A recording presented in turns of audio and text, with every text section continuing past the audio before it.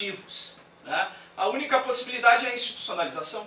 Nós atribuímos responsabilidades para um responsável. Portanto, a institucionalização é um tipo de necessidade civilizatória, né?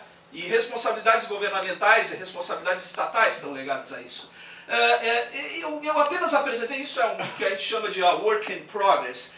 Me parece que é importante que em toda a discussão sobre responsabilidades individuais e comuns esteja bem claro do que, afinal de contas, nós estamos falando, né? Por exemplo, se penso que conclui-se com isso que as doutrinas liberais elas estão corretas, continuam corretas no ponto que eu sustentei no artigo anterior, ou seja, direitos e deveres em sentido estrito só podem ser atribuídos a indivíduos e nada mais, tá? Não acho que se possa atribuir direitos e deveres a coletividades. Por outro lado, interesses comuns podem muitas vezes serem difusos, como por exemplo, o nosso interesse comum que o ambiente seja protegido. Exemplos que o Tadeu deu, talvez, no âmbito do direito ambiental aplicado aos animais, se os animais não são portadores de direitos, pode ser, né? Bom, mas de qualquer forma, esses interesses são comuns e eles se distribuem de uma forma difusa, mas ainda assim elas se distribuem entre indivíduos, né?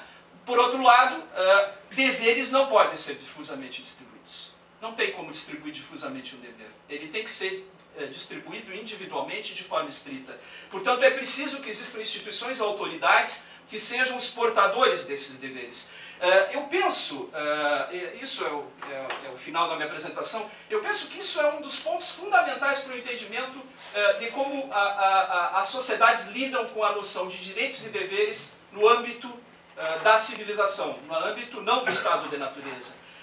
Penso também que isso permite que nós possamos entender um aspecto dos deveres que muitas vezes é negligenciado pela teoria política, que é, nós não estamos falando numa sociedade bem organizada apenas de deveres do governo, mas de todas as autoridades e pessoas que têm papéis como professor, médico ou alguém que é responsável por alguma coisa. A ética profissional é muito mais importante do que se possa parecer. Por exemplo, o tipo de comportamento moral ou ético, ou de uma ética jurídica do magistrado é importante, porque num Estado civilizado nós distribuímos esses deveres de julgar para uma profissão, a magistratura.